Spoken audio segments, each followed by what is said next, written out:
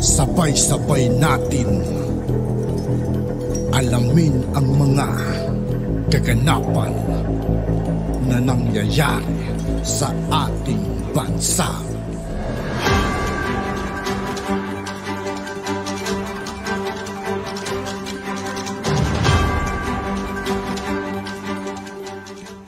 Yo, what's up mga kaibigan? This is I2K po again.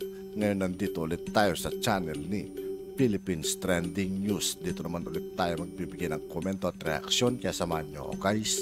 Let's go!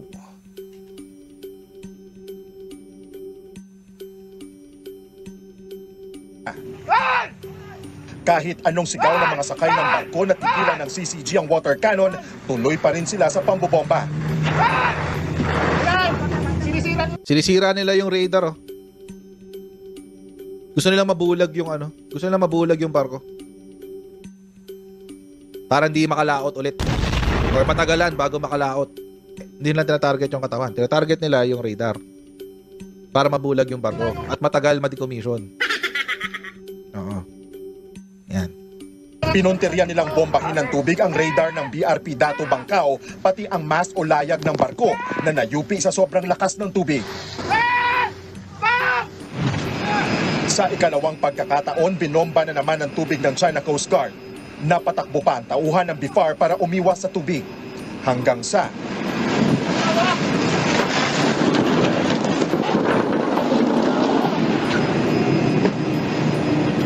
bumangga na naman ang barko ng China sa barko ng Pilipinas. Sa loob ng BRP Dato Bangkao, makikita na halos mabasag na ang bintana ng barko sa lakas ng water cannon ng China. Hindi, mahirapan yun. Fiberglass yan. Patungong Scarborough Shoal ang BFAR vessel para mamahagi ng libreng diesel sa mga Pilipinong mangingisda roon. Hindi sila tinantanan ng mga barko ng China. Pati ang ilang Chinese Maritime Militia vessels nakabuntot din sa amin. Bumangga pa nga ito sa barko ng BFAR. Ito na, yung pang-apat na beses na sinubukan tayong gamitan ng water cannon ng China Coast Guard at palapit na nga yung tubig dito sa barko natin. Di kita. Ang kasama naming BRP Bagakay ng Philippine Coast Guard hindi rin nakaligtas sa water cannon ng China. Dalawang barko pa ng China ang nambomba sa barko ng PCG.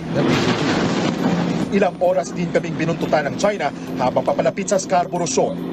Nadiskubre rin ng BFAR ang bagong floating barrier na nilatag ng China sa entrada ng Calboro. Sinuri ito ng ahensya. Ayon sa PCG, napinsala ang railing at canopy ng kanilang barko dahil sa water cannon.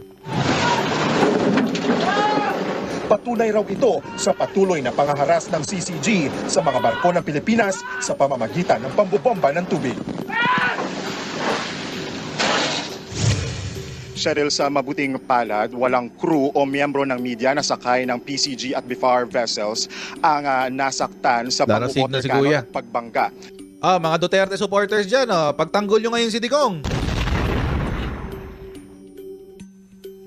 Mga Duterte supporters dyan, pagtanggol nyo yung no comment ni Sara. Pagtanggol nyo, dali. Pagtanggol nyo yung no comment ni Sara. I dare you. Ilabas nyo yung kabobohan yung lahat. Labas nyo. Dali. Dali. Pagtanggol nyo ngayon si Sara. Pagtanggol nyo yung no comment ni Sara. Pagtanggol nyo yung I love Xi Jinping ni Digong. Alam nyo kasi mga kutsero, kapag ikaw naisipan mo pa ipagtanggol ang China dito, kapag naisipan mo pa ipagtanggol ang posisyon ng Sara Duterte dito, pag naisip nyo pang ipagtanggol ang posisyon ni Digong dito, wala kayong kwentang nila lang. You have no ounce of respect for the rule of law.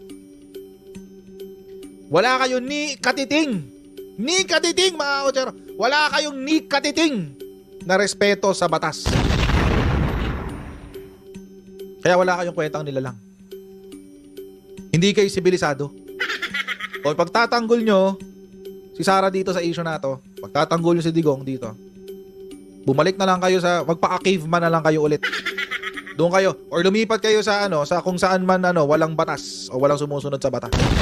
Doon kayo bumabagay. Doon kayo sa lugar na hindi sibilisado. Tulad ng China, hindi sibilisado. Mayaman lang sila pero hindi sila sibilisado. Kaiba kasi yun eh. Parang ano yan eh. Pinagkakaiba ng authentic at saka existing. Oo, magkaiba kasi yun eh. Ang rule of law kasi, hindi yan nag-a-apply lang para kung pabor sa'yo. Hindi. Maski kapag hindi pabor sa'yo, mag-a-apply yan. Rule of law.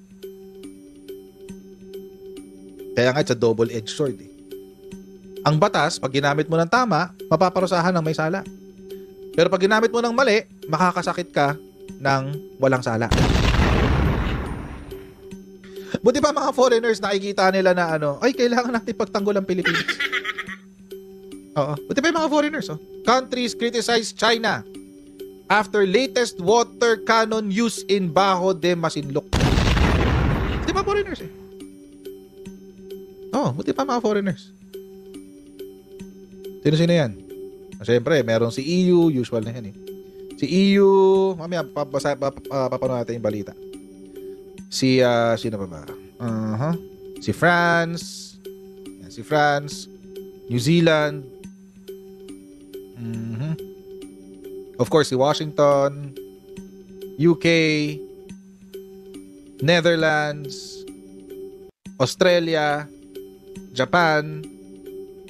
Canada. Germany. Buti pa ibang bansa, no? Buti pa ibang bansa naisipang ipagtanggol ang karapatan ng Pilipinas sa West Philippine Sea. Buti pa yung mga nakatira sa mga banyagang bansa. Naisip nila yon. Uy, puti, kailangan nating suportahan ng Pilipinas dito. Mga Pilipino, busy kayo doon sa PIDEA Leaks?